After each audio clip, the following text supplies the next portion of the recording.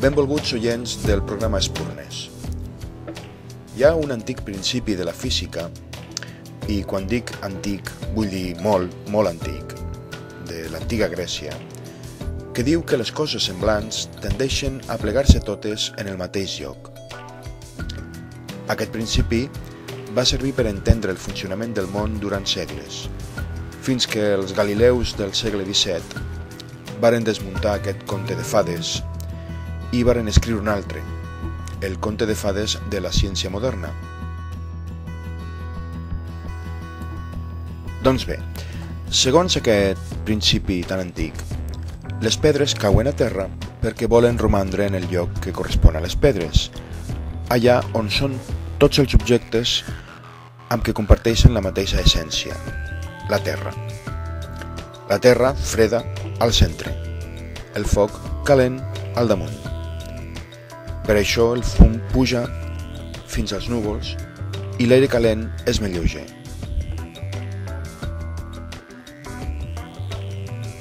Trobo que aquest principi, que ja ha estat descartat pels físics, podria tenir algunes aplicacions més enllà de la ciència. Podria ser un principi moral, que explicaria la complexa conducta dels humans, una mena de Dios los cría y ellos se juntan. Arran de la vaga de serveis de neteja de Jerez de la Frontera, els activistes de la indignació han trobat un interessant aplicatiu d'aquest principi, ja que la brossa no la recolliran dels contenidors. Portem-la a un altre lloc, un lloc que sigui adient a la brossa, perquè al cap i a la fi podem trobar un lloc que sigui de la mateixa essència que la brossa. Gran idea, els bancs. Sí, és clar, els bancs són els gestors de les nostres misèries.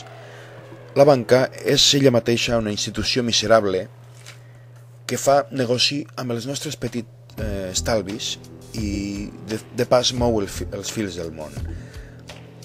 Darrere de la banca hi ha el tràfic d'armes, el blanqueig de diners originat al narcotràfic i fins i tot l'atac dels israelians contra Gaza. Encara més, de ben segur que darrere del tràfic d'esclaus hi havia un banquer.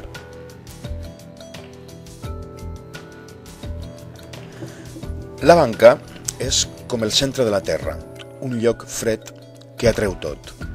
Les passions humanes, la guerra, la pau, l'amor. El que fan els enamorats és obrir una llibreta d'estalvi. La mort, la vida, tot gira al voltant de la banca, que sempre guanya, tant si els diners es queden quiets com si volen. Doncs vinga, la brossa també, que la banca gestioni també la nostra merda. Les bosses de brossa davant les portes dels bancs. Que bonic.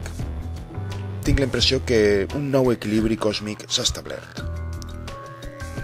D'altra banda, encara queda molta brossa còsmica.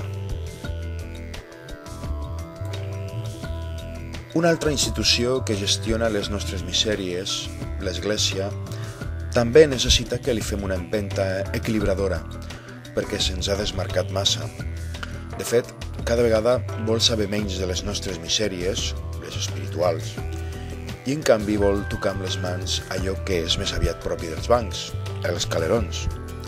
Diners i poder. Això és l'ànima de l'Església des que Crist va morir a la creu.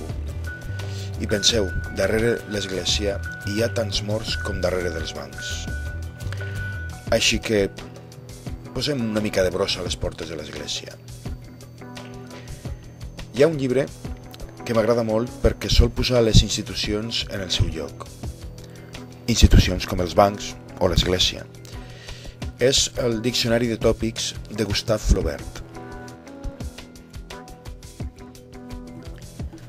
Aquest llibre és força il·lustrador i malgrat que va ser escrit a mitjans del segle XIX, trobo que no ha perdut gens d'actualitat. Agafa mots comuns i els dona un significat pervers, subversiu i irònic. Per exemple, creuades. Foren bones pel comerç de Venècia. Fòssil. Prova del diluvi. fa riure si ens referim a un acadèmic. Glòria no és més que una mica de fum. Hipoteca. Demanar la reforma del règim hipotecari fa molt bon efecte. Literatura. Ocupació de ganduls. Cures. I acabo amb aquesta. Se'ls hauria de castrar. Dormen amb l'ànima i tenen fills amb ella, però els diuen nebots. Tot i això, es pot trobar algun de bo. Bon dia i bona sort.